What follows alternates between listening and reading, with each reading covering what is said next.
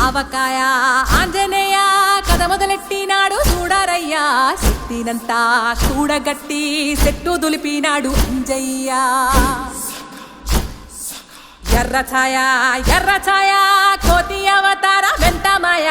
కత్తి సేత పట్టకుండా కాయ కోసినాడు కపిలయ్య